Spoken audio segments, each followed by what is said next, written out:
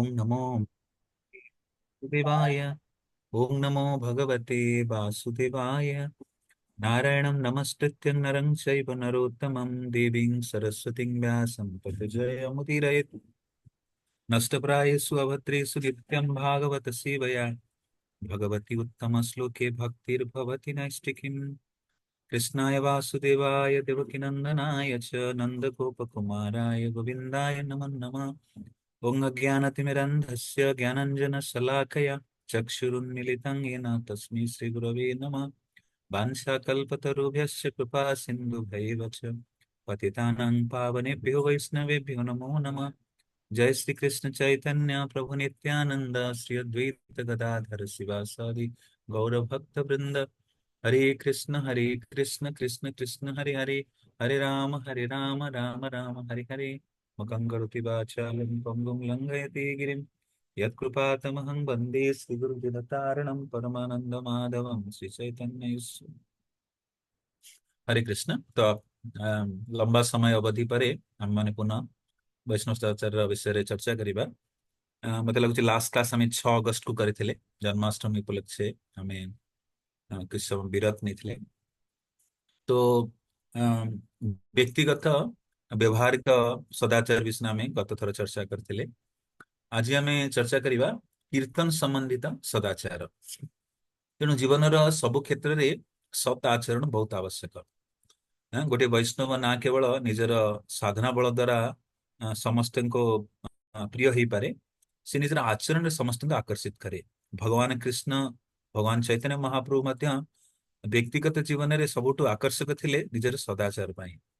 महाप्रभु केमती निजर गौर भक्त माने आसंती, गुरु भाई माने आसंती, आउ वरिष्ठ भक्त माने आसंती, समस्त को से केमती मेलापी थिले। ता छड़ा भगवान जो प्रेम रस भी से डूबी रोते। आमर गोस्वामी वृंद भी षडगोस्वामी वृंद भितर सनातन गोस्वामी पाद भी जिले ब्रजमंडल रोते, सी ब्रजवासी अत्यंत प्रिय थिले। सी गोवर्धन परिक्रमा करने जाते आ ब्रजर लोक मान भी पचारुले कि तमर गाई केमती क्षीर दौची, धान केमती फसल होची। तेणु व्यक्तिगत जीवन में भी आमर जो सदाचरण सत आचरण डीलिंग्स बहुत ही महत्वपूर्ण एक्चुअली। छोड़ा आम जड़े मंदिर भक्त हिसाब से प्रभुपाद नुग हिसाब से क्या प्रति खराब कटु शब्द प्रयोग करिया नहीं, क्या आमर खराब आचरण द्वारा सी इस्कन दूरे न जाओ। आप आम सावधान रहा। तेणु जड़े चाणक्य पंडित कहती प्रिय वाक्य प्रदान सर्वतुष्यंती जंतव तस्मा तदेव वक्तव्य वचन का दरिद्रता। कि व्यक्ति निजर मिठा वचन द्वारा समस्त को आकृष्ट करि पारे। तेणु सबु क्षेत्र में सत आचरण जमती कीर्तन गोटे महत्वपूर्ण अंग भक्तिर। कीर्तन द्वारा लोक माने बेसी आकर्षित हंती। किंतु कीर्तन गोटे बहुत बड़ गोटे वैज्ञानिक या शास्त्र अनुसार आम कर उचित। लोक सहजिया कीर्तन भी करुँच भिड़ भी जमुची। कली जुगरे अंधा गुरु काणा चेला दोनों नरक में ठेलम ठेला जेमतिया विधि रहा लोक मिल जाए। कह जाए जे blind leaders and blind followers. तो लोक किसी भी कोई कर चमत्कार कर भल लगे तक से लोक जुटिज। किंतु जेम आम शुद्ध प्रक्रिया अच्छे प्रभुपाद द्वारा दिए गए शुद्ध व्यक्ति। तेणु सबु क्षेत्र में आमको जो प्रामाणिक आचार्य गण गुरु परंपरार सदस्यगण आमको जो शिक्षा देते से अनुसार आमर गतिविधि हवा बहुत आवश्यक।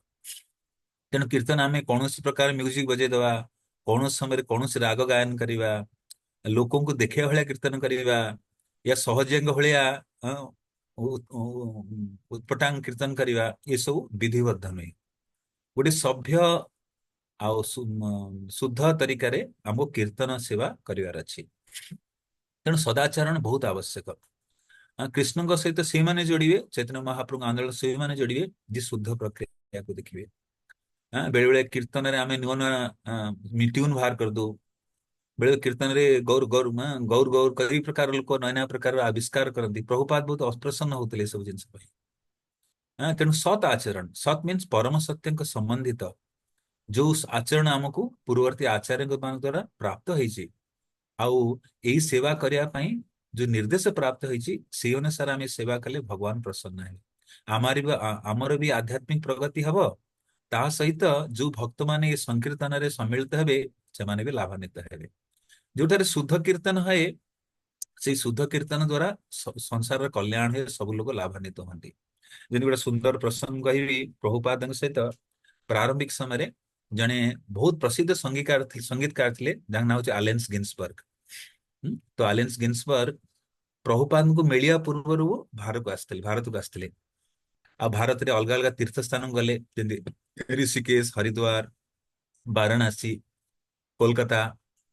हाँ, तेणु सबु स्थान आसी से देखिले कि भारतीय संस्कृति में कीर्तन बहुत महत्वपूर्ण। सी कौन ना कौन प्रकार हरे कृष्ण मंत्र शिखी गले। जेहेतु से जन म्यूजिशियन थे से गिटार नहीं बजाउले बाहर रे, किंतु सेते लोक मान प्रभाव पकई पार नथिले। विदेश को गले से कीर्तन तो शिखी से हरे कृष्ण मंत्र आलेन्स गिन्सबर्ग प्रभुपाद आगुरी विदेश को नहीं जाते गोटे म्यूजिशियन हिसाब से। तेणु गोटे संगीतकार कीर्तन कर कीर्तन एत प्रभाव ना एक्चुअली। लेकिन शुद्ध भक्त प्रभुपाद जो कीर्तन कले टॉमकिंसन स्क्वायर पार्क 3 घंटा कीर्तन कले भगवान का चेतनार कीर्तन कले लोकों पर बहुत प्रभाव पकेला। तेणु आमर लक्ष्य केमती सेमती यज्ञ करवा जो आदेश दि जाइए ता द्वारा वास्तविक संसार कल्याण हम, लोक माने संकीर्तन प्रति आकर्षित हेबे। तेणु आमको जो सत आचरण दि जाइए से सत आचरण को पालन करी आमे कीर्तन करवा बहुत आवश्यक। हाँ, तेणु एठी किछि किछि कीर्तन सदाचार विषय कहुच्छी। मंदिर रे अथवा अन्य सत्संग स्थान रे कीर्तन प्रतिनिधित्व करने एक बड़ गुरुत्वपूर्ण कार्य अटे। तेणु कीर्तन रे कौन हुए, इसको संकीर्तन कहा जाए। संकीर्तन मीन्स कांग्रिगेशनल चैंटिंग, सामूहिक रूप से कीर्तन करवा। जड़े व्यक्ति नहीं जड़े मृदंग बजे जमी रथ यात्रा पूर्व चैतन्य महाप्रभु का संकीर्तन रे नवद्वीप रु 7टा मंडली आसे, 7टा टीम आसे कीर्तन करने माने जिते भक्त आसता 7टा टीम रे बांटी दिया जाए कि जगन्नाथ सामने किए पछरे कि साइड रे कोट रहिबे महाप्रभु अलर्ट करता। हाँ, तेणु समस्त कीर्तन करूँ केतेटा मृदंग रहिबो, केते जन गायक रहिबे, केते जन नर्तक रहिबे, केते जन घंटा वादक करिवे, केते जन करताल बजेइबे, केते जन पछरे गायक गायन को रिपीट करिवे। तेणु सबू सदाचार थाए, सदाचार को पालन करने बहुत आवश्यक। लोक मैंने आमर श्रृंखलित जीवन शैली व्यवहार आचरण सबू निरख था परख था एक्चुअली।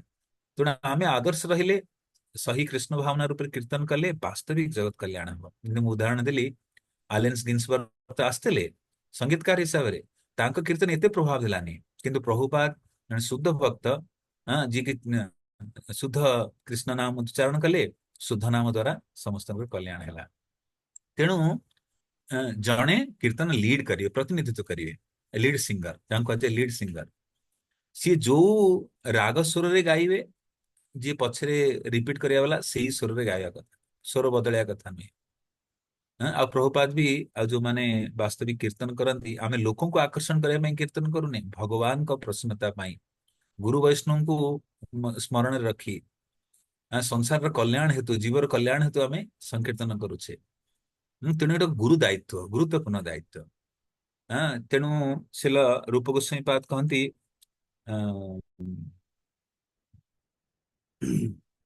कि एक ऐकांतिक हरेर भक्ति उत्पाद एवं कल्पते। स्मृति श्रुति पुराण आदि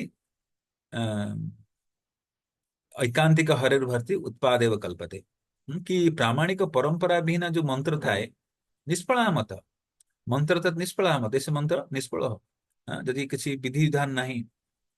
तेणु कीर्तन करवा गोटे विधि अच्छी। आम ग्रामीण जीवन में केमती सहजिया भाया लोग कीर्तन करते माछ मांस खाई रंग रंग बेरंगी वस्त्र पिंधि एमती हली सेमती हली मृदंग बजई लोक आकर्षित कर भगवान को प्रसन्न करते सहज कथा नहीं। तेणु आमर लक्ष्य कि वास्तविक केमती भगवान को प्रसन्न अथ पुंबी द्विजश्रेष्ठ गुणकर्म विभाग स्वानुष्ठित धर्म से संशुद्धि हरितोषण कि भगवान को तुष्टि विधान करवा। तेणु लीड सिंगर जे कीर्तन लीड कर बहुत सावधान पूर्वक गुरुत्वपूर्ण दायित्व नहीं कीर्तन करार अच्छी। कारण यही भक्त विग्रह सम्मुख में समस्त भक्तबंधर प्रतिनिधित्व करते जमी जड़े पूजारी आरती करुँच ସେ ପୂଜାରୀ ଯେମିତି ଆରତି କରୁଛନ୍ତି ଆମ ସମସ୍ତଙ୍କୁ ରିପ୍ରେଜେଣ୍ଟ କରୁଛନ୍ତି, ପ୍ରତିନିଧିତ୍ୱ କରୁଛନ୍ତି। ଆମେ ମାନେ ବି ଆରତିରେ ସମ୍ମିଳିତ। କିନ୍ତୁ ଆମ ଭଗବାନଙ୍କ ପକ୍ଷରୁ ଜଣେ ପ୍ରତିନିଧିତ୍ୱ କରି ଆରତି କରୁଛନ୍ତି। ସେଇଭଳି ଆମ ଭଗବାନଙ୍କ ଭିତରୁ ଜଣେ ପ୍ରତିନିଧିତ୍ୱକାରୀ ଆଜି ଆଜି ଜଣଙ୍କୁ ମଙ୍ଗଳ ଆରତୀ କୀର୍ତ୍ତନ ଗାଏ ଗୁରୁବାଷ୍ଟମୀ ଗାୟକୁ ଦିଆଗଲା। ଆଜି ଜଣଙ୍କୁ ନରସିଂହ ଆରତୀ ଗାୟକୁ ଦିଆଗଲା। ଆଜି ଜଣଙ୍କୁ ତୁଳସୀ ଆରତୀ ଗାୟକୁ ଦିଆଗଲା। ତେଣୁ ସେମାନେ ଯିଏ ଗାଉଛନ୍ତି ସିଏ ଆମ ଭିତରକୁ ଜଣକୁ ପ୍ରତିନିଧିତ୍ୱ କରୁଛନ୍ତି, ଆମ ସମୂହକୁ ଜଣେ ପ୍ରତିନିଧିତ୍ୱ କରୁଛନ୍ତି। ଅତଏବ ଉପଯୁକ୍ତ ଶାସ୍ତ୍ର ଜ୍ଞାନ ଲାଭ କରି କିମ୍ବା ବରିଷ୍ଠ ଭକ୍ତଙ୍କର ଆଦେଶରେ କୌଣସି ଭକ୍ତ କୀର୍ତ୍ତନର ପ୍ରତିନିଧିତ୍ୱ କରିବା ଉଚିତ। ତେଣୁ ଆମର ପ୍ରଥମ କର୍ତ୍ତବ୍ୟ ହେଉଛି ବିନମ୍ରତା। ବିନମ୍ରତା ଭଗବାନଙ୍କୁ ଆକର୍ଷିତ କରେ। ଆଉ ଯୋଉ ବିଧି ଦିଆଯାଇଛି ସେଇ ଅନୁସାରେ କୀର୍ତ୍ତନ କରିବା କଥା। ଥରେ ଜଣେ ଭକ୍ତ ବିଦେଶୀ ଭକ୍ତ ବିଦେଶୀ ସ୍ୱରରେ ଗାଉଥିଲେ ଗୁରୁ ପୂଜା। ପ୍ରଭୁପାଦ ବହୁତ କ୍ରୋଧିତ ହେଲେ, ଇଏ କଣ ଗାଉଛି, ଇଏ ଗୁରୁ ପରମ୍ପରାକୁ ପସନ୍ଦ କରିବନି। ବେଳେ ବେଳେ ଗୌଡୀୟ ଭକ୍ତ ମାନେ ଅନ୍ୟ ମାନଙ୍କୁ ଟୋକି ଦିଅନ୍ତି, କଣ ଏରେ ଇଏ ପ୍ରାତକାଳୀନ ସମୟ, ଇଏ ଦୋପହର ଖରାବେଳ ସମୟରେ ରାଗ ଗାଇବା ଉଚିତ ନୁହେଁ ଆକ୍ଚୁଆଲି। ତେଣୁ ଖାଲି ଗାଇବା ଲକ୍ଷ୍ୟ ନୁହେଁ। ଗାଇବା ଦ୍ୱାରା ସେବା କରୁଛେ, ଭଗବାନଙ୍କର ପ୍ରଶ୍ନ ବିଧାନ କରୁଛେ, ଆଉ ଗୁରୁ ପରମ୍ପରା ପୂର୍ବବର୍ତ୍ତୀ ଆଚାର୍ଯ୍ୟଙ୍କ ନିର୍ଦ୍ଦେଶ ପାଳନ କରିବା ତାହା ବହୁତ ମହତ୍ୱପୂର୍ଣ୍ଣ। ତେଣୁ ଲୋକମାନେ ଭାବୁକ ହେଇଥାନ୍ତି ଭକ୍ତି କରିବାର ଅଛି ଗୋଟେ ଭାବ। ନା ନା ନା, ଶ୍ରୁତି ସ୍ମୃତି ପୁରାଣ ଆଦି ଐକାନ୍ତିକ ହରେର ଭକ୍ତି ଉତ୍ପାଦ ଏବ କଲ୍ପତେ, ଏସବୁ ଉତ୍ପାଦ ମଚେଇବା ଆକ୍ଚୁଆଲି, ଭକ୍ତ ବନେଇବନି। ତେଣୁ ବହୁତ ଲୋକ ବହୁତ ପ୍ରକାର କୀର୍ତ୍ତନ କରନ୍ତି। ଜଣେ ଭକ୍ତ ଆମର କହୁଥିଲେ ଓଡିଶାରେ ବହୁତ ପ୍ରସିଦ୍ଧ କୀର୍ତ୍ତନୀ ଅଛନ୍ତି ଆଉ ଥିଲେ ବି। ଜଣେ ଭକ୍ତଙ୍କର ଏତେ ଡିମାଣ୍ଡ ଥିଲେ ସେ ଭାରତ ବର୍ଷରେ ବୁଲୁଥିଲେ, ଖାଲି କୀର୍ତ୍ତନ କରୁଥିଲେ। କିନ୍ତୁ କେମିତି କୀର୍ତ୍ତନ, କିଏ ନଶା କରି କୀର୍ତ୍ତନ କରୁଛି, କିଏ ସ୍ତ୍ରୀ ସଙ୍ଗ କରି କୀର୍ତ୍ତନ କରୁଛି। ସେ ବ୍ୟକ୍ତି ଯଦି ମରିଲେ, ସେ ମରିବା ସମୟରେ ତାଙ୍କ ନାଁରେ ହରିନାମ ଆସିଲେ, ଖାଲି ଗାଳି ଗୁଲଜ କଲେ। ତେଣୁ ଅନ୍ତେ ନାରାୟଣ ସ୍ମୃତି ହବନି ସେମିତି କୀର୍ତ୍ତନ କଲେ। ଯଦି ଆମେ ଶୁଦ୍ଧ ହୃଦୟରେ ଶୁଦ୍ଧ ଭାବନାରେ କୃଷ୍ଣ ଭଗବାନଙ୍କ ଗୁରୁଜନଙ୍କ ଦ୍ଵାରା ଦିଆଯାଇଥିବା ନିର୍ଦ୍ଦେଶ ଅନୁସାରେ କୀର୍ତ୍ତନ କରିବା, ଆମର ବି ଲାଭ ହବ, ଜଗତରେ ଯିଏ ଶୁଣିବ ତାର ବି ଲାଭ ହବ। ତେଣୁ ଅତଏବ ଉପଯୁକ୍ତ ଶାସ୍ତ୍ର ଜ୍ଞାନ ଲାଭ କରି କିମ୍ବା ବରିଷ୍ଠ ଭକ୍ତଙ୍କର ଆଦେଶରେ କୌଣସି ଭକ୍ତ କୀର୍ତ୍ତନର ପ୍ରତିନିଧିତ୍ୱ କରିବା ଉଚିତ। ଯେମିତି ଆମେ ଗୀତା କ୍ଲାସ ଦଉଛେ, ଭାଗବତମ କ୍ଲାସ ଦଉଛେ, କୌଣସି କ୍ଲାସ ଦଉଛେ, ଆମେ ଏତେ ମଙ୍ଗଳା ଆଚରଣ କାହିଁ କରୁଛେ? ଗୁରୁ ବୈଷ୍ଣବଙ୍କ ଆଶୀର୍ବାଦ ନେଇ କାର୍ଯ୍ୟ ଆରମ୍ଭ କରୁଛେ। ଯୋଉ କାର୍ଯ୍ୟ ଜଣେ ନରୋତ୍ତମ ଦାସ ଠାକୁର ଭଜନରେ କହୁଛନ୍ତି, ଆଶ୍ରୟ ଲଇଆ ଭଜେ ତାରେ କୃଷ୍ଣ ନାହିଁ ତେଜେ। କି ଆମେ ଯଦି ଗୁରୁ ବୈଷ୍ଣବଙ୍କ ଆଶ୍ରୟ ନେଇ କୌଣସି କାର୍ଯ୍ୟ କରୁଛେ, ସେଇ ଭାବନା ସେବା ଭାବନା ନେଇ କରୁଛେ, ସର୍ଭିସ ଆଟିଚ୍ୟୁଡ, ସେ କାର୍ଯ୍ୟ ଅବଶ୍ୟ ବି ସଫଳ ହବ। କି ଗୁରୁ ବୈଷ୍ଣବଙ୍କର ଆଶୀର୍ବାଦ ସ୍ଥିତିରେ ଅଛି। ତେଣୁ ଆମେ କୌଣସି ସେବା କୀର୍ତ୍ତନ କରିବା ପୂର୍ବରୁ ପ୍ରାର୍ଥନା କରିବା, ହୃଦୟରେ ପ୍ରାର୍ଥନା କରିବା କି ହେ ପ୍ରଭୁପାଦ, ହେ ଗୁରୁବର୍ଗ, ଆପଣ ଯୋଉ ବିଧି ଦେଇଛନ୍ତି ସେଇ ଅନୁସାରେ ମୁଁ କରିବାକୁ ସମର୍ଥ ହୁଏ, ଆପଣଙ୍କ ଆଶୀର୍ବାଦ ରହୁ ମୋ ଉପରେ। କେବଳ ପ୍ରାମାଣିକ ଭଜନ ଗାନ କରିବା ଉଚିତ। ଆଜିକାଲି ରଙ୍ଗ ବେରଙ୍ଗ କୀର୍ତ୍ତନ ଭଜନ ଗାଉଛନ୍ତି, ବଜାରରେ କୋଉ ଚାଲୁଛି ମାର୍କେଟରେ, ସେ ଅନୁସାରେ ଗାଉଛନ୍ତି ଲୋକଙ୍କୁ ଆକର୍ଷିତ କରିବା ପାଇଁ। ଏଇଟା ବାସ୍ତବିକ ଠିକ ନୁହେଁ। ଚେଷ୍ଟା କରିବା ଏସବୁ ଆଭଏଡ କରିବା ପାଇଁ। ସେଟା ଆମର ଆମକୁ ଶୁଦ୍ଧ କରେ ନା, ଆଉ ଅଶୁଦ୍ଧ କରିପାରେ। ଅବୈଷ୍ଣବ ମୁଖଗିରନାଥ ପୂତ ହରିକଥା ନୈବ କର୍ତ୍ତବ୍ୟ ସର୍ବୋଚ୍ଚିଷ୍ଟ ପୟ। କି ସଂସାରୀ ବ୍ୟକ୍ତି ଯୋଉ ଲେଖିଥିବା ଭଜନ, ଯଦି ଭାରତରେ ପ୍ରଚଳିତ ଅଛି କଣ, ଜୟ ଜଗଦୀଶ ହରେ ସୁଖ ସମ୍ପଦ ଘର ଆବେ କଷ୍ଟ ମିଟେ ତନକା, ତ ଭଗବାନ କେ ସାଥ କଣ ଅଛି ନା ବେପାର ଚାଲିଛି, ଶୁଦ୍ଧ ଭକ୍ତି ନୁହେଁ। ତେଣୁ ଯୋଉ ଭଳିଆ ଗାୟନ କରୁছে, ଯୋଉ ଭଳିଆ ଶବ୍ଦ ଲେଖା ଯାଇଛି, ଲାଗୁଛି ବଡ ଭଲ ଲାଗୁଛି, ମିଠା ମିଠା ଲାଗୁଛି, ଗୋଟେ ମଧୁର ଲାଗୁଛି, କୃଷ୍ଣ ନାମ ବି ମଝିରେ ମଝିରେ ଆସୁଛି। କିନ୍ତୁ ଇଏ ବାସ୍ତବିକ ପ୍ରାମାଣିକ ଭଜନ ନୁହେଁ। ଏଥି ଦ୍ୱାରା ଆଚାର୍ଯ୍ୟ ମାନେ ପ୍ରସନ୍ନ ହେବେନି, ଭଗବାନ ପ୍ରସନ୍ନ ହେବେନି। ଭଗବାନ ସେଇ ଜିନିଷ ପ୍ରସନ୍ନ ହୁଅନ୍ତି ଯୋଉଟା ପୂର୍ବବର୍ତ୍ତୀ ଆଚାର୍ଯ୍ୟ ଦେଇଛନ୍ତି। ଯେମିତି ସମ୍ବଲପୁରରେ ଅଛି, ହାଇ କୃଷ୍ଣ ବୋଲି ହାଇ କୃଷ୍ଣ ବୋଲି ଯାଉ ଗୋ ଜୀବନକୁ। ତ ଅଲଗା ଅଲଗା ପ୍ରକାର ଲୋକ ସବୁ ଲେଖିଛନ୍ତି, ଏବଂ ବଙ୍ଗାଳୀରେ ବି ଅଲଗା ଅଲଗା ପ୍ରକାର ଅଛନ୍ତି। କି ନୀଳାଚଲେ ଜଗନ୍ନାଥ, ତ ଅଲଗା ଅଲଗା ଭଜନ ଲେଖିଛନ୍ତି। କିନ୍ତୁ ଆମେ ପ୍ରାମାଣିକ ଭଜନ ଯୋଉଗୁରା ନରୋତ୍ତମ ଦାସ ଠାକୁର, ଭକ୍ତିନାଥ ଠାକୁର ଲେଖିଛନ୍ତି, ସେଇଭଳିଆ ଭଜନ ଗାନ କରିବା ଉଚିତ। ସେଥିରେ ଆମର କଲ୍ୟାଣ ଅଛି, କାହିଁକି ସେଥିରେ ଶୁଦ୍ଧ ଭକ୍ତି ଅଛି, ମିଶ୍ରଣ ନାହିଁ। ତାପରେ ଲେଖା ହଉଛି, କୀର୍ତ୍ତନ ଶେଷରେ ସମସ୍ତ ଆଚାର୍ଯ୍ୟଙ୍କର ଜୟଧ୍ୱନି, ଭଗବାନ ତଥା ତାଙ୍କର ଧାମର ଜୟଧ୍ୱନି ମନ୍ଦିରରେ ଉପସ୍ଥିତ ଥିବା ସମସ୍ତଙ୍କ ଠାରୁ ବରିଷ୍ଠ ଭକ୍ତ ଯେପରି ଶିଲ ପ୍ରଭୁପାଦଙ୍କ ଶିଷ୍ୟ ସନ୍ନ୍ୟାସୀ ଦ୍ୱାରା ଉଚ୍ଚରିତ ହବ ଉଚିତ। ତେଣୁ କୀର୍ତ୍ତନ କରିସାରିଲା ପରେ ଆମର ବିଧି ମନ୍ଦିର ହଉଛି ଜୟଧ୍ୱନି ଦେବା। କିଏ ଜୟଧ୍ୱନି ଦେବେ ନା ବରିଷ୍ଠ ଭକ୍ତ ଯିଏ ସେଇ ମନ୍ଦିର ପ୍ରୋଗ୍ରାମରେ ଥିବେ, ସେ ହିଁ ଜୟଧ୍ୱନି ଦେବେ। ତେଣୁ ଆମେ ଏତ ଦ୍ଵାରା ସମାଜରେ ବି ଆଦର୍ଶ ପ୍ରସ୍ତୁତ କରୁଛେ କଣ କି ଆମେ ଆମର ବରିଷ୍ଠ ଜନଙ୍କୁ ସମ୍ମାନ ଦଉଛେ। ହୁଁ। ତେଣୁ ଆମେ ଏସବୁ ସଦାଚାର ବିଷୟରେ ଧ୍ୟାନ ଦେବା ଉଚିତ। ହଁ, ଯେମିତି ଆରତି ବିଷୟରେ ଆମେ ଚର୍ଚ୍ଚା କରିଥିଲେ। ହଁ, ବରିଷ୍ଠ ଭକ୍ତଙ୍କୁ ପ୍ରଥମେ ଆରତି ସମାଜରେ ଇଏ ସଂସ୍କାର ଲୋକଙ୍କୁ ଗୋଟେ ପସନ୍ଦ ଆକ୍ଚୁଆଲି। ସମାଜରେ ଲୋକମାନେ ବରିଷ୍ଠ ଜନଙ୍କୁ ଆଦର କରୁନାହାନ୍ତି। ଆଧୁନିକ ଯୁବାପିଢି ବରିଷ୍ଠ ଜନଙ୍କୁ ସମ୍ମାନ କରୁନାହାନ୍ତି। ତେଣୁ ଆମର ଯୋଉ ସଂସ୍କୃତି our culture is based on respect to seniors. ବରିଷ୍ଠଙ୍କୁ ସମ୍ମାନ ଦେବା, ଆଶୀର୍ବାଦ ଭିକ୍ଷା କରିବା। ଆମର ଆଧ୍ୟାତ୍ମିକ ଜୀବନର ପ୍ରଗତି ବରିଷ୍ଠ ଜନଙ୍କୁ କେମିତି ଆମେ ସମ୍ମାନ ଦଉଛେ। ତେଣୁ ଭକ୍ତିନାଥ ଠାକୁର କଣ କହୁଛନ୍ତି? ସକଲେ ସମ୍ମାନ କରିତେ ଶକତି ଦେଓନାଥ ଯଥା ଯତ ତବେ ତ ଗାଇବ ହରିନାମ ସୁଖେ। ହଁ, ତେଣୁ ହରିନାମ ଗାଇବା ଆମେ ବି ଖୁସି ରହିବା, ସଂସାରରେ ସବୁ ଜୀବ ଖୁସି ରହିବେ। ଅନେକ ହରିନାମ କରି ଅନେକ ଦୁଃଖ ହବ। ବେଳେ ବେଳେ ଆମେ ଦେଖୁଛୁ ଫେଷ୍ଟିଭାଲ ସମୟରେ କିଛି କିଛି ଭକ୍ତ ଥାଆନ୍ତି ମନ୍ଦିରରେ, ସେ କହନ୍ତି ମତେ ମତେ ହିଁ ଗାଇବାକୁ ମିଳିବା ଉଚିତ, ଏତେ ଭିଡ ଆସିଛି ମୁଁ ଗାଇବି। ତେଣୁ ଅଧିକାରୀ ଯାହାକୁ ଦେବେ ଆମେ ସେଇଥିରେ ସନ୍ତୁଷ୍ଟ ହେବା କଥା, ଆମେ ଡିମାଣ୍ଡ କରିବାନି। ହଁ, ତେଣୁ କୀର୍ତ୍ତନ ପରେ ଜୟଧ୍ୱନି କୁହାଯାଏ। ଆଉ ଜୟଧ୍ୱନି କିଏ କରିବେ ନା ବରିଷ୍ଠ ଭକ୍ତ କରିବା ଉଚିତ। ଆମର ପରମ୍ପରାର ମହତ୍ୱପୂର୍ଣ୍ଣ ବ୍ୟକ୍ତିଙ୍କର ଆବିର୍ଭାବ ଦିବସ ତଥା ତିରୋଭାବ ଦିବସ ବ୍ୟତୀତ ଅନ୍ୟ ସମସ୍ତ ସତ୍ସଙ୍ଗ ସମୟରେ ସମସ୍ତ ଆଚାର୍ଯ୍ୟ ତଥା ଭଗବାନ ଓ ତାଙ୍କର ଜୟଧ୍ୱନି ଦେବା ଉଚିତ। ବିଶେଷ ସତ୍ସଙ୍ଗ ସମୟରେ ଅନ୍ୟ ବିଶେଷ ବ୍ୟକ୍ତିଙ୍କ ଉଦ୍ଦେଶ୍ୟରେ ଥିବା ଜୟଧ୍ୱନି ସହିତ ସେ ବିଶେଷ ବ୍ୟକ୍ତିଙ୍କର ଗୌରବଗାନ କରିବା ଉଚିତ। ତେଣୁ ଆଜି ଯେମିତି କାହାର ଆବିର୍ଭାବ ତିଥି, ଅଦ୍ୱୈତ ଆଚାର୍ଯ୍ୟଙ୍କର ଭାର୍ଯ୍ୟା ସୀତା ଠାକୁରାଣୀଙ୍କର। ତେଣୁ ସେ ବିଶେଷ ଦିନରେ ଆମେ ସେଇ ବୈଷ୍ଣବ ବୈଷ୍ଣବୀଙ୍କର ଗୁଣଗାନ କରୁ, ତାଙ୍କର ଜୟଧ୍ୱନି ଦଉ। ଆଉ ବାକି ଦିନରେ ଯୋଉ ଜୟଧ୍ୱନି ଦଉ, ସେଦିନ ଯେମିତି ଷ୍ଟାଣ୍ଡାର୍ଡ ଆମର ଜୟଧ୍ୱନି ଅଛି ସେ ଅନୁସାରେ ଆମେ ଜୟଧ୍ୱନି ଦଉ କୀର୍ତ୍ତନ ପରେ। ଆଉ କିଏ ଦେବେ ନା ବରିଷ୍ଠ ଭକ୍ତ ମାନେ ଜୟଧ୍ୱନି ଦେବା। ତେଣୁ ବେଳେ ବେଳେ ବରିଷ୍ଠ ଭକ୍ତ ମାନେ ଆମକୁ ଅନୁମତି ଦିଅନ୍ତି ଗୁଣଗାନ କରିବା ପାଇଁ। ଦେଖନ୍ତୁ ଆମ ତରଫରୁ ଆମେ ପ୍ରଥମେ ତାଙ୍କୁ ଅବସର ଦେବା, ସିଏ ଗୁଣଗାନ କରନ୍ତୁ, ସେ ଜୟଧ୍ୱନି ଦିଅନ୍ତୁ।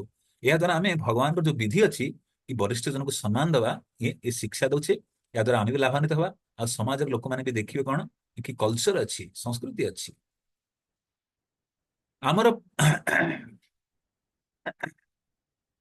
ଦିନରେ ଭିନ୍ନ ଭିନ୍ନ ସମୟରେ ଏହି ନିର୍ଦ୍ଦିଷ୍ଟ ରାଗରେ ଗାନ କରିବା ଉଚିତ। ଆଁ, ଥରେ ଜଣେ ଭକ୍ତ ମଙ୍ଗଳା ଆରତୀ ସମୟରେ ଯୋଉ ଗୁରୁବାଷ୍ଟକ ଗାଆନ୍ତି, ତ ଗୁରୁବାଷ୍ଟକ ଆପଣ ମାନେ ଦେଖିଥିବେ ଦୁଇ ତିନିଟା ସ୍ୱରରେ ଗାୟାଯାଏ। ହୁଁ, ପ୍ରଭୁପାଦ ଗୋଟେ ସ୍ୱରରେ ଗାଆନ୍ତି, ୟା ନର୍ମାଲ ମନ୍ଦିର ମାନଙ୍କରେ ଗୋଟେ ସ୍ୱରରେ ଗୁରୁବାଷ୍ଟକ ଗାୟନ କରାଯାଏ। ଆଉ ବେଳେ ବେଳେ ମଧ୍ୟାହ୍ନ ସମୟରେ ଗୁରୁବାଷ୍ଟକମ୍ ଗାୟନ କରାଯାଏ, କାହାର ବିଶେଷ ତିରୋଭାବ ଆବିର୍ଭାବ ପାଳନ ସମୟରେ।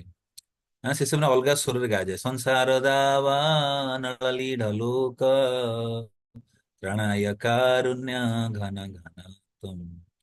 ଏଇ ସ୍ୱରଟା ଆମର ଖରାବେଳେ ଗାୟାଯାଏ। ଏଇ ସମୟ ସକାଳରେ ଗାଇଲେ ଶୋଭନୀୟ ନୁହେଁ। ସକାଳ ପାଇଁ ଗୋଟେ ଅଲଗା ସ୍ୱର ଅଛି। ଏଇ ରାଗ ଅଛି, ଅଲଗା ରାଗ ଅଛି।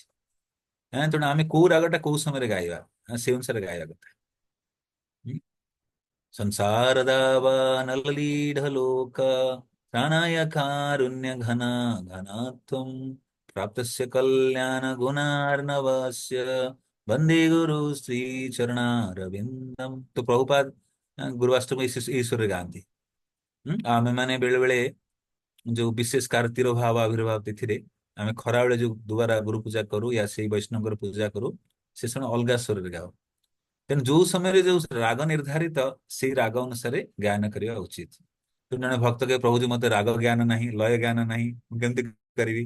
ତେଣୁ ଆମକୁ ଯୋଉ ବିଧି ଦିଆଯାଇଛି ସେ ଅନୁସାରେ ଆମେ ଫଲୋ କରିବା, ପାଳନ କରିବା। ଅଲଗା ନୂଆ ଟେକ୍ନିକ ଆରମ୍ଭ କରିବାନି। ସଂସାର ଦାବା ନଳଲୀଡ ଲୋକା ପୁରା ରକ୍ ମ୍ୟୁଜିକ ଗାଏ, ଏ ଆଲାଉ ନାହିଁ ଆକ୍ଚୁଆଲି। ଆମକୁ ଯୋଉ ଦିଆଯାଇଛି ବିଧି ସେ ଅନୁସାରେ ଗାଇବା, ଆମେ କିଛି ନୂଆ ଆବିଷ୍କାର କରିବା ନାହିଁ। ଭକ୍ତିରେ କିଛି ନୂଆ ଆବିଷ୍କାର କରିବା ଉଚିତ ନାହିଁ। ଯାହା ପୂର୍ବବର୍ତ୍ତୀ ଆଚାର୍ଯ୍ୟ ବୈଷ୍ଣବ ମାନେ ଦେଇଛନ୍ତି ତାକୁ ଖାଲି ଆମେ ରିପିଟ କରିବା, ସେଇ ପଦାଙ୍କ ଅନୁସରଣ କରିବା। ହଁ,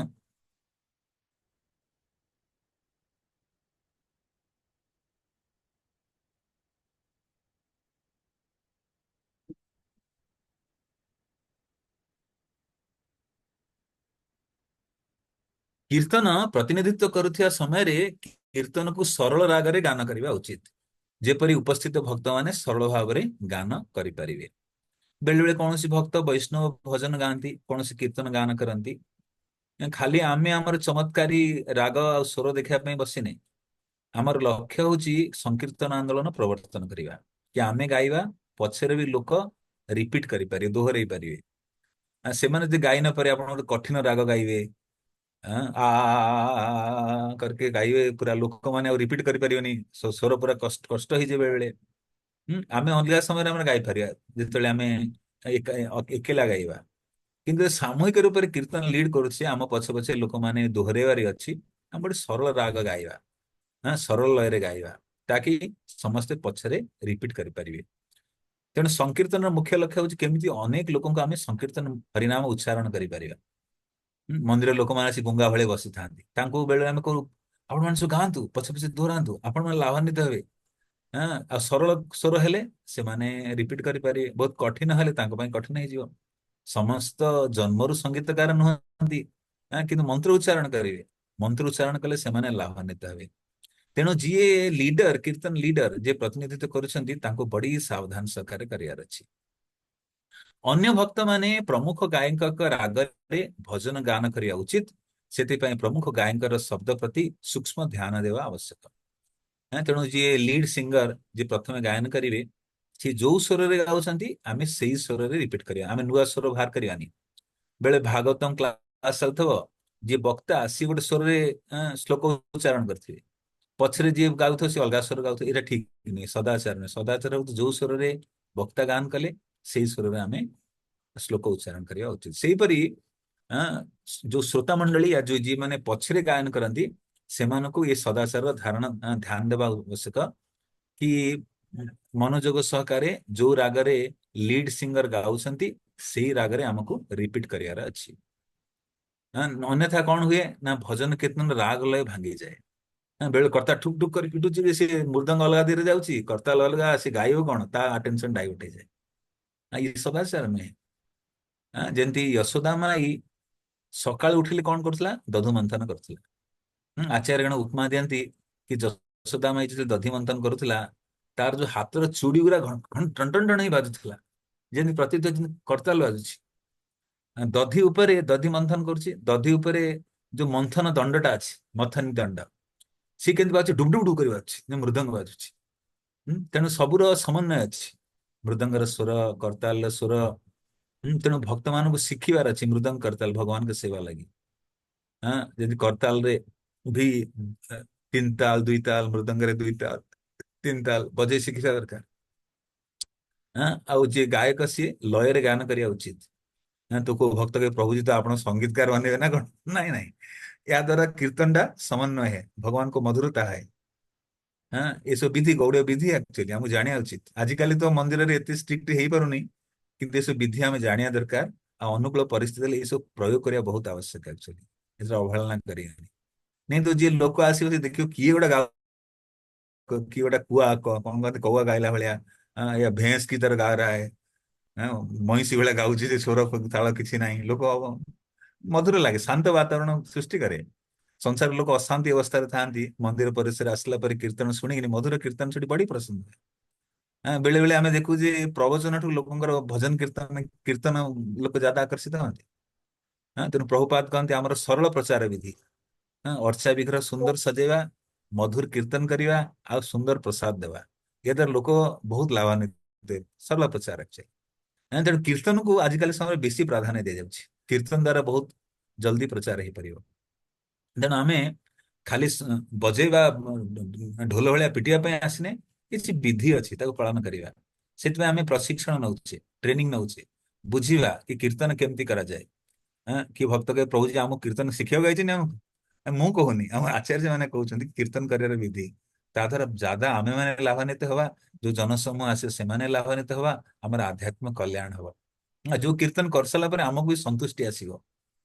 ଆମର ଯଦି ମନ ଅଛି, ବେଳେ ବେଳେ କୌଣସି ମନ୍ଦିରରେ ଆଜି ବହୁତ ଝିଅ ମାନେ ଆସିନି, ଭିଡ ବହୁତ, ଆଜି ମୁଁ ଗାଇବି, ମୁଁ ଆଜି ଲିଡ୍ କରିବି, ତ ହୃଦୟରୁ କିଛି ଅଲ୍ କାମ ବାସନା ଚାଲିଛି, ଲୋକଙ୍କୁ ଦେଖିବା ପାଇଁ, ଇମ୍ପ୍ରେସ କରିବା ପାଇଁ। ଏମିତି ଭାବନାରେ କୀର୍ତ୍ତନ କଲେ ସେ ଦୂଷିତ ଭାବନା ଲୋକ ଭିତରେ ଯିବ। ତେଣୁ କୀର୍ତ୍ତନ କରିବା ଲୋକ ଅନ୍ୟମାନଙ୍କୁ ପ୍ରସନ୍ନତା ଦେଇପାରିବ, ଭଗବାନଙ୍କୁ ପ୍ରସନ୍ନତା ଦେଇପାରିବ ନାହିଁ। କିନ୍ତୁ ଆମେ ଯଦି ଲୟ, ରାଗ, ଭାବନା, ଭଗବାନଙ୍କ ପ୍ରସନ୍ନତା ପାଇଁ ସେବା ଭାବନା ରଖି କୀର୍ତ୍ତନ କରୁଛେ, ତେଣୁ ଗାୟକ, ଶ୍ରୋତା, ଉପସ୍ଥିତ ସବୁ ଲୋକ ଲାଭାନ୍ୱିତ ହେବେ। ହଁ, ମୃଦଙ୍ଗ ତଥା କରତାଳ ବାଦକଙ୍କୁ ପ୍ରମୁଖ ଗାୟକଙ୍କ ନିକଟରେ ରହିବା ଆବଶ୍ୟକ। ହୁଁ? क्योंकि କାହିଁକି ନା ମୃଦଙ୍ଗ ବା କରତାଳ କେମିତି ବଜେଇବେ ନା ମୃଦଙ୍ଗ ଯୋଉ ତାଳରେ କରତାଳ ଯେମିତି ବଜଉଛି ମୃଦଙ୍ଗ ସେଇ ତାଳରେ ବଜେଇବ। ଆଉ ତାଳ ବେତାଳ ହେଲେ ଗାୟକ ବି ଡିଷ୍ଟର୍ବ ହେଇଯିବ, ଲୋକମାନଙ୍କୁ ବି ମଧୁର ଲାଗିବନି। ଭଗବାନ ବି କଷ୍ଟ ପାଇବେ, ଏରେ ମୋ ନାଁକୁ ନେଇ ଏମିତି ଦୁରୁପଯୋଗ କରୁଛି। ମୋ ନାଁ କେତେ ମଧୁର, ଏଟାକୁ ଇଏ ମଇଁଷି ଯେ ସେ ଗାଉଛି। ଭଗବାନ ଅପ୍ରସନ୍ନ ହେବେ। ହୁଏତ ଭଗବାନ ସମସ୍ତଙ୍କୁ ଏକ ରକମ ଗଳା ଦେଇନାହାନ୍ତି, କାହାକୁ ବହୁତ ମଧୁର କାହାର କମ ଅଛି, କିଛି ନାହିଁ। କିନ୍ତୁ ଯେମିତି କୃଷ୍ଣ ଲୀଳାରେ ତୁଙ୍ଗ ବିଦ୍ୟା ବିଶାଖା ସଖୀ କେତେ ମଧୁର ସ୍ୱର ଗାୟନ କରିକିନି ମାତା ଶ୍ରୀମତୀ ରାଧାରାଣୀ ଆଉ କୃଷ୍ଣଙ୍କ ପ୍ରସନ୍ନତା ପାଇଁ ସେବା କରୁଥାନ୍ତି। ତେଣୁ ଆମେ ଗାୟନ ବେଳେ ଭାବୁ ମୁଁ ବୋଧେ ନମ୍ବର ୱାନ ସ୍ୱର ମନ୍ଦିରରେ ମୁଁ ନମ୍ବର ୱାନ ଗାୟକ। ହମେଶା ବିନମ୍ରତା ରଖିବା ଅଛି, ମୋ ଗାୟନ କିଛି ନୁହେଁ। ଥରେ ହଳଧର ମହାରାଜ କହିଲେ ଆମ ମନ୍ଦିରରେ, କହିଲେ ଯିଏ ଗାୟକ ନ କରୁ ସେ ହଉଛି ନମ୍ବର ୱାନ ଗାୟକ। ଆରେ ତୁ କଣ ନମ୍ବର ୱାନ ହବ? ରାଧାରାଣୀଙ୍କ ଯୋଉ ଗାୟନ ମାନେ ଗାୟନ କରନ୍ତି ତୁଙ୍ଗ ବିଦ୍ୟା, ଲଳିତା ସଖୀ, ବିଶାଖ ଶକ୍ତି, ସେମାନେ ଏତେ ସୁନ୍ଦର ଗାୟନ କରୁଛନ୍ତି। କେତେ ପ୍ରସିଦ୍ଧ ପ୍ରସିଦ୍ଧ ବୈଷ୍ଣବ ମାନେ ନରୋତ୍ତମ ଦାସ ଠାକୁର ଯେତେବେଳେ ଗାୟନ କରୁଥିଲେ, ସଂସାର ଲୋକଙ୍କର ଆଖିରେ ଅଶ୍ରୁ ଆସି ଯାଉଥିଲା, ଏତେ ମଧୁର ଗାୟନ କରନ୍ତି। ତାଙ୍କ ତୁଳନାରେ ଆମ ଗାୟନ କଣ? ତେଣୁ ବିନମ୍ର ରହିବା। କୌଣସି ବଡ ବଡ ମମତ୍ୱ ବଡତ୍ୱ ନେଇକିନି ଆମେ କୀର୍ତ୍ତନ କରିବାନି, ବଟ ବିନମ୍ର। ଆରେ ମୁଁ କଣ ଗାଇବି, ଫଟା ଗଳା, କିଛି ଜାଣିନି, କଣ ଗାଇବି? ଆକ୍ଚୁଆଲି ବିନମ୍ରତା ରଖି ଗାଇବାର ଅଛି, ଅହଙ୍କାରରେ ଗାଇବା କଥା ନୁହେଁ। ହଁ, ତେଣୁ ଯେତେବେଳେ କୀର୍ତ୍ତନ ହବ ସେତେବେଳେ କଣ ହବ ନା ମୃଦଙ୍ଗ ବାଲା ବି ସାଇଡରେ ଗାୟକଙ୍କର ପାଖରେ ରହିବା, କରତାଲ ବାଲା ବି ଗାୟକଙ୍କ ପାଖରେ ରହିବା ଆବଶ୍ୟକ। ତା ଦ୍ୱାରା ରାଗ ଲୟ ଆଉ ର ସୁଲଳିତ ଢଙ୍ଗରେ ହେଲେ କୀର୍ତ୍ତନ ଅର ମଧୁର ହୁଏ। ଆକ୍ଚୁଆଲି ପ୍ରମୁଖ ଗାୟକଙ୍କ ପ୍ରତି ଭଲ ଭାବରେ ଧ୍ୟାନ ଦେଇ ତାଙ୍କର ଗାନ ଅନୁସାରେ ବାଦ୍ୟଯନ୍ତ୍ରର ବେଗକୁ କମ କିମ୍ବା ବେଶୀ କରିବା ଉଚିତ। ତେଣୁ ଗାୟନ ଯନ୍ତ୍ରରେ ତିନି ପ୍ରକାର ସ୍ଥିତି ଥାଏ, କୋମଳ, ଫିର ମଧ୍ୟମା, ଫିର ଉଦଣ୍ଡ କୀର୍ତ୍ତନ, ତିନି ସ୍ତର ଥାଏ। ତେଣୁ ଯିଏ ଗାୟନ କରୁଛନ୍ତି ସିଏ କରତାଳ ବଜାଉଥାନ୍ତି, କୋଉ ସ୍ତର ସ୍ଲୋ ବଜାଉଛନ୍ତି, ମିଡିୟମ ବଜାଉଛନ୍ତି କି ହାଇ ବଜାଉଛନ୍ତି, ଗାଉଛନ୍ତି, ସେଇ ଅନୁସାରେ ଆମକୁ ଇନଷ୍ଟ୍ରୁମେଣ୍ଟ ବଜେଇବାର ଅଛି। ତା ଦ୍ୱାରା ସମନ୍ୱୟ ହେଇଥାଏ। ଅତଏବ କରତାଳ ତଥା ମୃଦଙ୍ଗ ବାଦଙ୍ଗକୁ ଅତି କୁଶଳ ହେବା ଆବଶ୍ୟକ। ତେଣୁ ଖାଲି ଯେ ଢୋଲ ପିଟିଲା ଭଳିଆ ମୃଦଙ୍ଗ ଶିଖେଇଲେ ହବନି, ଯୋଉଟା କଳା, ତାକୁ ଅଭ୍ୟାସ କରିବାର ଅଛି, ସାଧନା କରିବାର ଅଛି। ଜଣେ ଜଣେ ମୃଦଙ୍ଗ ବାଦକ ତାଙ୍କର ଯୋଉ ରିଷ୍ଟ, ଆମର କଣ ଓଡିଆରେ କହନ୍ତି କଲାଇ ନା କଣ କହନ୍ତି କାନି, ଭୁଲିଗଲି ଓଡିଆରେ କଣ କହନ୍ତି, କଲାଇ ଯୋଉ ରିଷ୍ଟ, ସିଏ ଏତେ ସୁନ୍ଦର ବଜାନ୍ତି କି ହାତ ତାଙ୍କର ଫ୍ରି ହେଇଯାଇଛି, ମଧୁର ମଧୁର ସ୍ୱର ଆସେ। ସିଏ କହନ୍ତି ମୃଦଙ୍ଗ ପାଇଁ ବେଶୀ ପରିଶ୍ରମ ଦରକାର ନାହିଁ। ମୃଦଙ୍ଗ ଯୋଉମାନେ ଢୋ ଢୋ ପିଟୁଛନ୍ତି ତାଙ୍କର ଏଇ ଯୋଉ ବାହୁରେ ଦର୍ଜ ହବ ଆକ୍ଚୁଆଲି। କିନ୍ତୁ ଯୋଉମାନେ ଟେକ୍ନିକ ଜାଣିଛନ୍ତି ସେମାନେ ଖାଲି ରିଷ୍ଟ, ଆମର କଳାଇ ଯୋଉଟା କହନ୍ତି, କଣ କହନ୍ତି ଓଡିଆରେ କହନ୍ତି, ରିଷ୍ଟ ଯୋଉଟା, ସେଇଟାରେ ପ୍ରୟୋଗ କରନ୍ତି, ବହୁତ ମଧୁର ସ୍ୱର ଆସେ। କଣ କହନ୍ତି? କଙ୍କଣ। ମୁଁ ଭୁଲି ଯାଉଛି। ତେଣୁ ସେଥି ଦ୍ୱାରା ବହୁତ ସରଳରେ ମଧୁର ସଙ୍ଗୀତ ବାଜେ, ବେଶୀ ପରିଶ୍ରମ ନାହିଁ। କିନ୍ତୁ ଯିଏ ଟେକ୍ନିକ ଜାଣିନଥିବ, ଅଭ୍ୟାସ ନାହିଁ, କହନ୍ତି ପ୍ରାକ୍ଟିସ ମେକ୍ସ ଦ ମ୍ୟାନ ପରଫେକ୍ଟ। ଲମ୍ବା ଅଭ୍ୟାସ ପରେ ବ୍ୟକ୍ତି ସ୍ୱାଭାବିକ और ପ୍ରଗତି କରେ। ତେଣୁ ସଙ୍ଗୀତ ଗୋଟେ ସାଧନା, ଚାहे ଗାୟନ ହଉ या ବାଦ୍ୟ ଯନ୍ତ୍ର ହଉ, ଆଉ ଲମ୍ବା ଅଭ୍ୟାସ କରିଲେ ଧୀରେ ଧୀରେ ମଧୁର ହେଇକି ବାହାରେ ଆକ୍ଚୁଆଲି। ହଁ, ତେଣୁ ଆମେ ଜଣେ କରତାଳ ବାଦକ ହେଇ ବି ଭଗବାନଙ୍କୁ ପ୍ରସନ୍ନ କରିପାରିବା, ମୃଦଙ୍ଗ ବାଦ୍ୟ ହେଇ ବି ପ୍ରସନ୍ନ କରିପାରିବା। ତେଣୁ ଆମେ ଆମ ସେବାର ଗୁଣବତ୍ତା ଉପରେ ଧ୍ୟାନ ଦେବା। ଆଉ ଆମର ଲକ୍ଷ୍ୟ ହଉଛି କଣ? ଯିଏ ଗାୟନ କରୁଛନ୍ତି ତାଙ୍କୁ କେମିତି ତାଳ ଦେଇ ସହଯୋଗ କରିବା, କୀର୍ତ୍ତନକୁ ଆହୁରି ମଧୁ କରିବା ପାଇଁ। ଯେମିତି ଭଗବାନ କୃଷ୍ଣ ଯେତେବେଳେ ଗିରିରାଜ ଧାରଣ କଲେ, ସବୁ ବ୍ରଜବାସୀ ଭାବିଲେ କୃଷ୍ଣ ଏକଲା ଧରିଛି, ତା ହାତ ଉପରେ ଲୋଡ ପଡିଯିବ, ଟିକେ ବାଡିଟା ଲଗେଇଦେ, ବାଡିଟା ଲଗେଇଦେ। ତେଣୁ ସିଏ ମୁଖ୍ୟ ଗାୟକ ଗାୟନ କରିବେ, ଆମେ ମାନେ ପଛରେ ତାଙ୍କୁ ସପୋର୍ଟ ଦଉଛେ, ସେବାକୁ ଆହୁରି ମଧୁର କରିବା ପାଇଁ। ନାଇଁ ତ ଆମେ ଷଡଯନ୍ତ୍ର କରିପାରିବା, ମୁଁ ତାକୁ ଭଲ ଗାୟକ ଦେବିନି, ମୁଁ ତା ଡିଷ୍ଟର୍ବାନ୍ସ କରିବି, ତାକୁ ମୁଁ ତାକୁ ଢୋଢା ପିଟିବି, କରତାଲକୁ ଢୋଢା ବାଡେଇବି। ତେଣୁ ଇଏ ଭାବନା ଭଲ ନୁହେଁ। ଆମର ଲକ୍ଷ୍ୟ ଯେ ଯିଏ ଗାଉଛନ୍ତି ତାଙ୍କୁ ସହଯୋଗ କରିବା, ଭଗବାନଙ୍କ ସେବା ଆହୁରି ମଧୁର କରିବା। ଏଭଳିଆ ଜଟିଳ କୁଟିଳ ଭାବନା ରଖିବା ଉଚିତ ନୁହେଁ ଆକ୍ଚୁଆଲି। ପ୍ରାତକାଳୀନ କାର୍ଯ୍ୟକ୍ରମର କ୍ରମ ନିର୍ଣ୍ଣୟ ନିମ୍ନଲିଖିତ ପ୍ରକାରେ, ଯଥା ସଂସାର ଦାବାନଳ ପ୍ରାର୍ଥନା, ତାପରେ ପଞ୍ଚତତ୍ଵ ମନ୍ତ୍ର, ହରେ କୃଷ୍ଣ ମହାମନ୍ତ୍ର, ହରିହରାୟ ନମ, और କୀର୍ତ୍ତନର ଅଧା ଭାଗରେ ହରେ କୃଷ୍ଣ ମନ୍ତ୍ର ଏଇଭଳିଆ ହବା ଆବଶ୍ୟକ। ତ ସବୁ ମନ୍ଦିରରେ ଅଧିକାରୀ ଗଣ କୀର୍ତ୍ତନର ବିଧି ଦେଇଥାନ୍ତି। ଯେମିତି ଗୁରୁବାଷ୍ଟକମ ପ୍ରାର୍ଥନା, ସଂସାର ଦାବାନଳ ଆଠ ଆଠ ଷ୍ଟାଞ୍ଜା ଗାଇ ନେଲେ, ତାପରେ ପ୍ରଭୁପାଦ ପ୍ରଣାମ ମନ୍ତ୍ର, ପଞ୍ଚତତ୍ଵ ମନ୍ତ୍ର, फिर हरे कृष्ण महामंत्र मझिरे हरिहराय नम गाती पुनः हरे कृष्ण महामंत्र द्वारा आगे अर्चा विग्रह के जयदान द्वारा कीर्तन संपन्न है तेणु आमको ये विधि को पालन करने उचित। प्रातकालीन कार्यक्रम समय गान कर गुरुवाष्टकम नरसिंह आरती तुलसी आरती इत्यादि प्रार्थना प्रत्येक पंक्ति केवल गोटे थर गान करने उचित। प्रातकाली समय बेले बेले जन जन आरती शेष कर दिखते गुरुवाष्टकम रिपीट करी करी यहाँ ये सदाचार पुस्तक लिखा जाଉଛି कि प्रातकालीन समय बड़े महत्वपूर्ण आम जप करने समय ना आम जो कीर्तन को बेसी लंबा करिया कहे तुलसी आरती गाऊँ जे 5-6 थर 10 थर हरे कृष्ण मंत्र गाई समय नहीं गलानी कि समय लिमिटेड थाए जप करने तेणु कौन मंदिर में 2-3 थर जाए दि जाए 3 थर हरे कृष्ण मंत्र करी जय तुलसी प्रणाम करिया उचित बेसी लंबा करा जाए ना। हाँ जिते दिन बेला आसे प्रचार समय आसे से लंबा करा जाए अन्यथा जेते कम समय रे आमे प्रातकालीन कार्यक्रम शेष करी जप ପାଇଁ समय रखा बहुत आवश्यक एक्चुअली। तेणु प्रत्येक पंक्ति को थरे थरे पाठ करने ପାଇଁ ଏଥିରେ ସଦାଚାରରେ କୁହାଯାଉଛି। ଯେଉଁଠାରେ ଅଧିକ ମୃଦଙ୍ଗ ବା କରତାଳ ବାଦକ ଅଛନ୍ତି ସେଠାରେ ବାଦକଙ୍କୁ ଗାୟକ ସ୍ୱର ସହିତ ସାମଞ୍ଜସ୍ୟ ରକ୍ଷା କରି ସଙ୍ଗୀତ ଗାନ କରିବା ଉଚିତ। ଯେମିତି ନର୍ମାଲି ମନ୍ଦିର କାର୍ଯ୍ୟକ୍ରମରେ ଆମର ଗୋଟିଏ ମୃଦଙ୍ଗ ଗୋଟିଏ କରତାଳରେ କୀର୍ତ୍ତନ କରାଯାଏ ଯଦି ବଡ ପ୍ରୋଗ୍ରାମ ନୁହେଁ ମନ୍ଦିରର ଯୋଉ ନିତ୍ୟ କାର୍ଯ୍ୟକ୍ରମରେ କିନ୍ତୁ ଯେତେବେଳେ ରଥଯାତ୍ରା ଆସିଲା ବଡ କାର୍ଯ୍ୟକ୍ରମ ଆସିଲା ଅନେକ ମୃଦଙ୍ଗ ବାଦକ ଆସିଯାନ୍ତି ଅନେକ ଆସିବ ଖରାପ ନୁହେଁ କିନ୍ତୁ ତାଳ ଦେଇ ଚାଲିବାର ଅଛି ଏମିତି ଢୋଡ ପିଟିବ ଯଦି ଗାୟକ ଡିଷ୍ଟର୍ବ ହେଇଯିବ ସେବାରେ ଅବରୋଧ ସୃଷ୍ଟି ହବ। ଆମର ଉଦ୍ଦେଶ୍ୟ ହେବା କଥା ଭାବନା ହେବା କଥା ସେବାକୁ ଆହୁରି ଗୁଣବତ୍ତାର ଗୁଣ ଗୁଣ କ୍ୱାଲିଟେଟିଭଲି କରିବା ଗୁଣ ତା ଦେହରେ ଆଉ କ୍ୱାଲିଟି ଆଣିବା ନା କି ଡିଷ୍ଟର୍ବାନ୍ସ पैदा କରିବା। କୀର୍ତ୍ତନ କେବଳ ଉଚ୍ଚ ସ୍ୱରରେ କରିବା ପୂର୍ଣ୍ଣତା ନୁହେଁ ଅଧିକନ୍ତୁ ସ୍ୱର ତାଳକୁ ଠିକ ଭାବରେ ରଖି ମଧୁର ସ୍ୱରରେ ଗାନ କରିବା ଉଚିତ। ତେଣୁ ଡିଭୋସନାଲ ଯୋଉ ସଙ୍ଗୀତ ଯେମିତି ଭକ୍ତିମୟ ସଙ୍ଗୀତ ଭକ୍ତିମୟ କୀର୍ତ୍ତନ ନା କେବଳ ମଧୁର ସ୍ୱର ସही ଭାବନାରେ ଭଗବାନଙ୍କ ପ୍ରସନ୍ନତା ପ୍ରଭୁପାଦ ବେଳେବେଳେ ପ୍ରଭୁପାଦଙ୍କ ଗୋଟେ କୋଟ ଅଛି we are performing kirtan not for the attracting the audience we are performing kirtan to please Krishna। कि आमे संकीर्तन करुचे यही भावना रखे ये सेवा द्वारा मु कृष्ण को प्रसन्न करी ना कि मु ऑडियंस भिड़ अच्छी आकर्षित करने करुच्ची। बेले बेले टेम्पल लीडर माने प्रचार हेतु ये भावना यहाँ को इम्प्लीमेंट करती कि जी गायक न करियो सी सदा भल भावना रहीकि कीर्तन करने आवश्यक। तेणु आज आम कीर्तन संपर्क में किसी सदाचार विषय चर्चा कले तेणु आम ये जो कृष्ण कीर्तन सदाचार को पालन कर चलले वास्तविक आमे भी लाभान्वित हवा सदाचार पालन करने द्वारा आम भितर सत आचरण आसव भगवान को गुरुजन को प्रसन्न कर आध्यात्मिक कल्याण भी हम। तेणु मुझे रखी आज सदाचार कक्षा कार किसी प्रश्न थे पचारे ना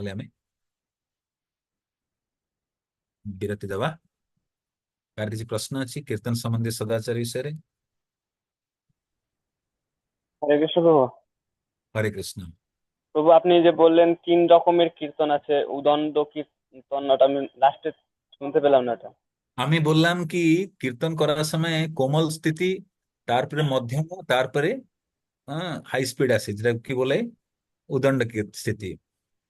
ते कीर्तन करा समय शुरू की रकम करें कि शुरू समय कोमल कोमल कोमल रागते जान फिर मध्यमा फिर तीव्रता तीन तीन तीन रकम अच्छी कोमल मध्यम और तीव्रता जे संगीत शिखाए ওরা বলবি এরকম। तेणु আমরা কীর্তন শুরু হয়ে কোমল কোমল স্বরে তারপরে একটা মধ্যম গতিতে যায় তারপরে তীব্র গতিতে আসে ঠিক আছে। কৃষ্ণ প্রভু জানাচ্ছে না ধন্যবাদ। তো ଭାଗବତମ କ୍ଲାସ ଭାଗବତମ କ୍ଲାସ କରନ୍ତି କି ଯେ ଗୋଟେ କଥା ସ୍ପଷ୍ଟ ସ୍ପଷ୍ଟ ହଉନି କଥା ମାଇକ ପାଖରେ କୁହନ୍ତୁ।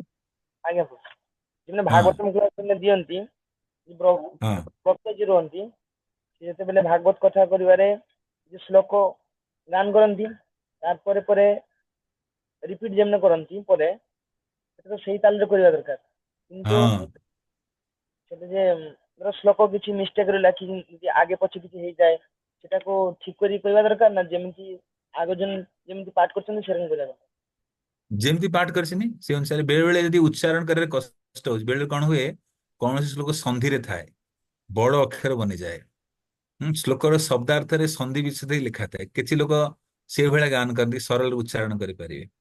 କିନ୍ତୁ ବାସ୍ତବିକ ସଂସ୍କୃତ ନିୟମ ଅନୁସାରେ ସେ ଯୋଉ ସନ୍ଧି ଅନୁସାରେ ହିଁ ଉଚ୍ଚାରଣ କରିବା କଥା। କିନ୍ତୁ ଯେହେତୁ ଆମେ ମାନେ ଏତେ ଉଚ୍ଚାରଣ କରିବାରେ କଠିନତା ହୁଏ, ତେଣୁ ଆମେ ତାକୁ ଶବ୍ଦାନୁବାଦରେ ଯେମିତି ସନ୍ଧି ବିଚ୍ଛେଦ ହେଇକି ଦିଆଥାଏ ସେ ଅନୁଯାୟୀ ଉଚ୍ଚାରଣ କରୁ।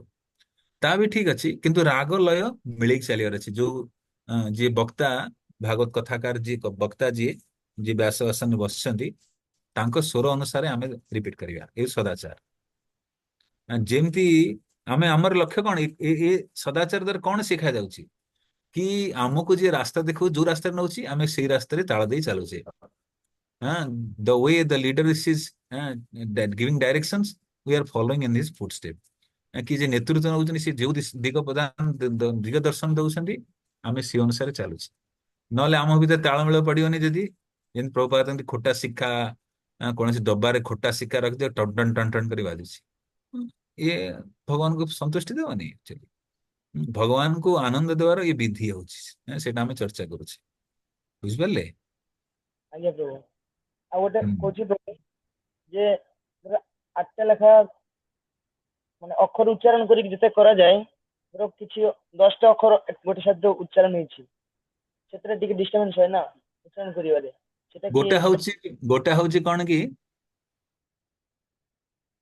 ଆମେ ଏତେ ସଂସ୍କୃତିରେ ପାରଙ୍ଗତ ନୁହେଁ, ଦକ୍ଷ ନୁହେଁ, ସେଥିପାଇଁ ଆମର ମିଷ୍ଟେକ୍ ହେଲା। ଭଗବାନ ସେଇ ମିଷ୍ଟେକ୍ ଟାକୁ ନଜରଅନ୍ଦାଜ କରନ୍ତି। କିନ୍ତୁ ଜଣେ ଜଣେ ଜାଣି ଶୁଣିକିନି ମିଷ୍ଟେକ୍ କରନ୍ତି, ସେଇଟା ଭଲ ନୁହେଁ ଆକ୍ଚୁଆଲି। ବୁଝିଲେ ନା? ଜଣେ ଯେହେତୁ ମାନିକି ଚାଲୁ କି ଗାଉଁଲି ପିଲାଟିଏ, ସେ ସଂସ୍କୃତ ଏତେ ଜାଣିନି, ଉଚ୍ଚାରଣ କରିବାକୁ ଚେଷ୍ଟା କଲା। ଯେମିତି ଗୋଟେ ଛୋଟ ପିଲା, ପ୍ରଭୁପାଦ ଉଦାହରଣ ଏମିତି କଣ, ଗୋଟେ ଛୋଟ ପିଲା ଯିଏ ବର୍ତ୍ତମାନ ଭଲ କି କହି ଜାଣି, ତୋତଲା ବୋଲି ବୋଲୁଛି। ଯଦି ଚାଇନିଜ ମାନେ ହରେ କୃଷ୍ଣ କେମିତି କହନ୍ତି, ହରେ କୃଷ୍ଣ କୃଷ୍ଣ କୃଷ୍ଣ ହଲେ ହଲେ, ହଲେ ଲାମ ଲାମ ହଲେ ହଲେ, କିନ୍ତୁ ତାଙ୍କର ସ ଉଚ୍ଚାରଣ ନାହିଁ, ଲ ଉଚ୍ଚାରଣ ହୁଏ। ହରେ କୃଷ୍ଣ ନାହିଁ, ଏମିତି ନାହିଁ, ଲ ଉଚ୍ଚାରଣ ହୁଏ। ତେଣୁ ଭଗବାନ ସେଇଭଳିଆ ଭାବନାକୁ ଗ୍ରହଣ କରନ୍ତି ଜଣଙ୍କର ଯଦି କିଛି ପ୍ରୋବ୍ଲେମ ଅଛି। କିନ୍ତୁ ଜଣେ ଜାଣିକିନି ବି ମିଷ୍ଟେକ୍ କରୁଛି, ଅଜାଣତରେ ମିଷ୍ଟେକ୍ କରୁଛି, ତାକୁ ସାବଧାନ କରିବା ପାଇଁ ଇଏ ସଦାଚାର ଶିଖା ଯାଉଛି। ବୁଝିପାରିଲେ? ଯେମିତି ବିଦେଶୀ ମାନେ ପ୍ରଥମ ଥର ଭାରତ ଆସିଥିଲେ, ଆଉ ପ୍ରଭୁପାଦ ଭାରତରେ ଅନେକ ସ୍ଥାନରେ ପ୍ରବଚନ ଦଉଥିଲେ। ତେଣୁ ପ୍ରଭୁପାଦ ଶ୍ଲୋକ ଉଚ୍ଚାରଣ କରିବେ, ବିଦେଶୀ ମାନେ ସେ ଶ୍ଲୋକକୁ ଦୋହରେଇବେ, ପଛରେ ପଛରେ ଉଚ୍ଚାରଣ କରିବେ। ତେଣୁ ଭାରତୀୟ ଲୋକମାନେ କହିଲେ, ସ୍ୱାମୀଜୀ ଇଏ କଣ ତମ ଶିଷ୍ୟମାନେ, ଏ ସଂସ୍କୃତ ଶ୍ଲୋକ ଠିକରେ ଉଚ୍ଚାରଣ କରିପାରୁନାହାନ୍ତି।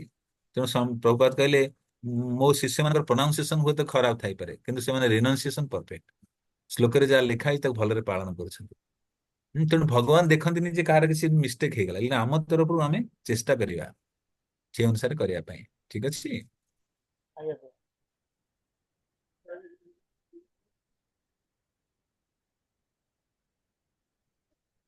ହରେ କୃଷ୍ଣ ଧନ୍ୟବାଦ ପ୍ରଣାମ। ଧନ୍ୟବାଦ। ଓ ବେଳେ ବେଳେ ଆମେ କପି କରିଦଉ, ମାନେ ଯେମିତି ଶୁଣୁ ଯେତେବେଳେ। ଲୋକନାଥ ମହାରାଜ ଟ୍ୟୁନ କପି କରୁଛେ ଡୁପ୍ଲିକେଟ ଆଜ୍ଞା ଟୋନ ଆଜ୍ଞା। ରେ ନା। ଏସବୁ ଆମେ ମାନେ ଏଇଟା ଉଚିତ ନା ଅନୁଚିତ? କାହିଁକି ନା ଆମକୁ ତ ଆଉ କିଛି ସ୍ୱର ଆସେ ନା, ଆଉ ବେଶୀ କିଛି ଆମେ ଶିଖିବି ନାହୁଁ, ତ ବେଳେ ବେଳେ ଆମେ କପି କରିଦଉ। ଏଇଟା ଉଚିତ ନା ଏଟା କପି ଅନୁଚିତ? କୁହାଯିବନି, ଆମେ ଫଲୋ କରୁଛେ, ଫୁଟ ଷ୍ଟେପ ଫଲୋ କରୁଛେ, ପଦାଙ୍କ ଅନୁସରଣ କରୁଛେ। କାହାର ମାନେ ଗଳା କି କପି କରିପାରିବନି। ଏଇଟା ଉଚିତ ନା ଅନୁଚିତ ସେଇଟା ପଚାରୁଛି, କାହିଁକି ନା ଆମକୁ ଚଳିବ, ତ ବେଶୀ କିଛି। ଚଳିବ, ଚଳିବ, ଚଳିବ। ଆମେ ଆଜ୍ଞା ମାନେ ଆଜ୍ଞା। ସେଇ ସେଇ ଗୌଡୀୟ ସ୍ୱର ମାନେ ୟୁଜ କରୁଛେ। ହଁ କିନ୍ତୁ ଆମେ ସେଇଟା ହିଁ, ମାନେ ଅନ୍ୟ କିଛି ନୁହଁ। ସେଇ ହଁ, ଗୋଟେ। ଆଜ୍ଞା ଜଣେ ଜଣେ ଜଣେ ଭକ୍ତ ଥାନ୍ତି ଲୋକନାଥ ମହାରାଜଙ୍କ ଡିଟୋ କପି କରନ୍ତି। ଆଜ୍ଞା। କପି କରିପାରିବନି ଏଠି, ତାର କିଏ କପି କରିପାରିବନି, କିନ୍ତୁ ସେ ସ୍ୱର ତାଳକୁ ଆମେ ନେଇପାରିବା, है ना? ଆଜ୍ଞା ବହୁତ ଠିକ ଅଛି। ହରେ କୃଷ୍ଣ।